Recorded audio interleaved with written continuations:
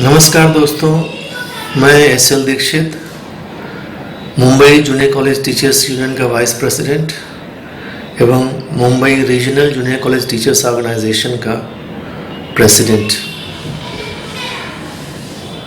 हमारे यहाँ junior college teachers के बहुत से फ़ोन्स आते हैं और ज़्यादातर क्वेरीज जो है सिलेक्शन ग्रेड के बारे में होती है। इसलिए मैंने सोचा कि क्यों नहीं मैं सिलेक्शन ग्रेड के बारे में एक वीडियो बनाऊं, लोगों तक पहुंचाऊं, जिससे लोगों के बीच में जो भ्रम की स्थिति है वो दूर हो। तो पहली चीज़ मैं बताना चाहूँगा कि सिलेक्शन ग्रेड के लिए पहला जो जीआर है वो इशू हुआ 3 जून 2000 को, जिसको इम्प्लीमेंट किया गया 1 मार्च 2000 से। लेकिन वो इम्प्लीमेंट होना चाहिए था 1196 से। हमारे महासंघ ने इसके पीछे आंदोलन किया और उसमें हमें सफलता मिली।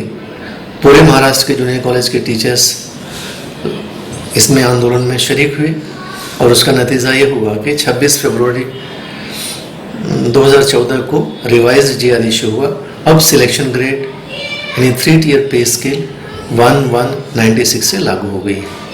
अब इसका पे फिक्सेशन किस तरह से होना चाहिए, किसको मिलना चाहिए, उसके बारे में एक सिंपल मेथड बताता हूँ कि इसके लिए आपको एक अलग से सीनियरिटी लिस्ट तैयार करनी होगी, जो कि शेड्यूल एफ के सीनियरिटी लिस्ट से बिल्कुल अलग होगी। क्योंकि शेड्यूल एफ में क्या है, सीनियरिटी लिस्ट आपकी बनती है from the date of prescribed qualification. Selection grade आपको मिलता है 12 years from the date of senior scale, और आपको जानकारी होनी चाहिए कि सीनियर स्केल आपको after 12 years from the date of appointment से दी गई है।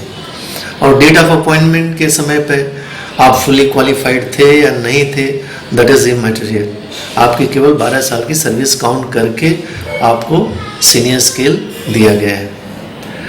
तो आप ये सोचो कि जब आप इस तरह से 12 साल, यानी जो क्राइटेरिया हमारी है कि selection grade 12 years from the date of senior scale मिलनी चाहिए। लोगों के मन में जो है कि 24 ईयर्स, ऐसा नहीं है। यदि आप अपना देखो, इस सर्विस बुक में आप देखो स्टैंपिंग कब की हुई है, वो डेट इंपॉर्टेंट है। अभी कभी कभी कुछ टीचर्स ऐसे हैं जिनका कि डेट ऑफ अपॉइंटमेंट है एक पर्टिकुलर डेट को, लेकिन उनको 13 साल 14 साल के बाद सीनियर स्केल मिला हुआ है, कुछ इश्यू होने के कारण जो है। तो आपको वो डेट लेनी होगी जो कि सर्विस बुक में आपका रिकॉर्ड हुआ है। अभी उसके लिए करना क्या है, आपको एक जो मैंने कहा कि सीनियरिटी लिस्ट तैयार करनी है, तो सीनियरिटी लिस्ट के लिए पहला कॉलम में आपको सीरियल नंबर, सेकंड कॉलम में name of the teachers, third column में date of appointment, fourth column में date of senior scale, fifth column में date of acquiring MPhil, PhD, MEd, MSCIT qualification, इन चारों में से कोई एक, और फिर लास्ट कॉलम होगा कि डेट ऑफ सिलेक्शन ग्रेड, यानी जिस दिन आप एलिजिबल होते हो। तो इस तरह से कॉलम बना लीजिए। अरे एक सिंपल एग्जांपल मैं देता हूँ। मान लीजिए किसी टीचर का अपॉइंटमेंट 88 का है, उसको 12 साल पूरे होते हैं 2000 में, सीनियर स्केल उसको 2000 में मिल गई।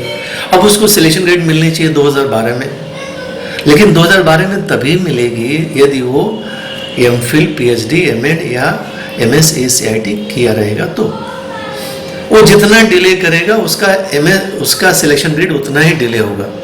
यदि मान लीजिए ऐसा टीचर जिसको कि 2012 में सिलेक्शन ग्रेड मिलनी चाहिए, यदि वो एमएसएसीआईटी 2018 में करता है, तो उसके पहले के जितने भी टीचर्स हैं, जूनियर टीचर्स हैं, जो पहले उन्होंने कर लिया 12 साल सीनियर स्केल में कंप्लीट करने के बाद, उनको सिलेक्शन ग्रेड पहले मिलेगी। और ये सीनियर टीचर भले ही है, लेकिन एमएसएसीआईटी, एमफिल, पीएचडी, एमएड बाद में किया हुआ है, इसके लिए इसको जो है बाद में मिलेगा। तो इसके लिए सीनियरिटी लिस्ट का बनना बहुत ज़रूरी है।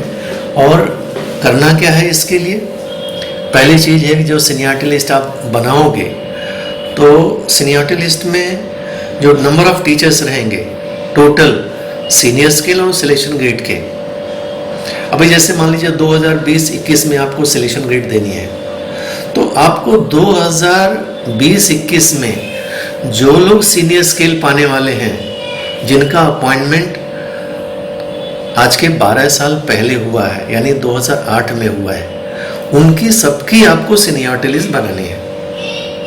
यानी 2008 में जो अपॉइंटेड टीचर्स हैं जिनके आज 12 साल पूरे हो रहे हैं, उनको आप सीनियरिटी लिस्ट में ऐड करोगे। तो ऐसे टीचर की जब सीनियरिटी लिस्ट बन जाएगी, उसके 20% टीचर्स को आपको सिलेक्शन ग्रेड देना है।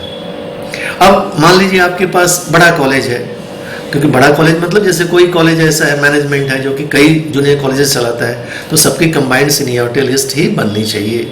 और कंबाइंड लिस्ट में मान लीजिए आपके यहाँ 50 टीचर्स हैं, जूनियर कॉलेज के टीचर्स, जिनके के सीनियर स्केल हो चुके हैं, सिलेक्शन ग्रेड हो चुके हैं, तो उनका 20% यानी 10 टीचर को आपको देना है। मान लीजिए इस एकेडमिक ईयर में 2021 में, तो 10 को देना है।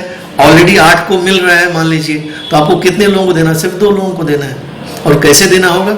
उस सीनियरिटी में जो सीनियर टीचर है जिसको कि अभी तक सिलेक्शन ग्रेड नहीं मिला है, उसका नाम उसमें ऐड करना होगा। तो दोस्तों, इस तरह से जो है यदि आप करोगे तो निश्चित रूप से आपकी समस्याएं नहीं रहेंगी और सही आदमी को सिलेक्शन ग्रेड मिलेगा। और फिर अपने आपस में जो लड़ाई झगड़े होते हैं, भाई हमें मिलना चाहिए, वो कहता है हमें मिलना चाहिए, वो दूर हो जाएगा। और इसके साथ ही साथ मैं ये चाहूँगा कि आप लोग, हमारा जो महासंघ है जिसके कारण हमने इतनी लड़ाइयाँ लड़ी हैं, बहुत से बेनिफिट्स मिले हैं, इस वीडियो में मैं ज़्यादा उसको दे नहीं सकता, तो उसके हाथ को मजबूत कर दीजिए, उसको मजबूत बनाइए, जिससे कि हम आगे की लड़ाई में, क्योंकि हमारी लड़ाइयाँ बहुत बाकी हैं, उसको हमें तभी उसमें हमें सफलता मिलेगी जब हमारा महासंघ, जिसमें कि करीब करीब कई हज़ार टीचर्स, जूनियर कॉलेज के टीचर्स हैं पूरे महाराष्ट्र के, उनको ताकत देंगे, तभी हमें कामयाबी मिलेगी। धन्यवाद। जय हिंद, जय महाराष्ट्र।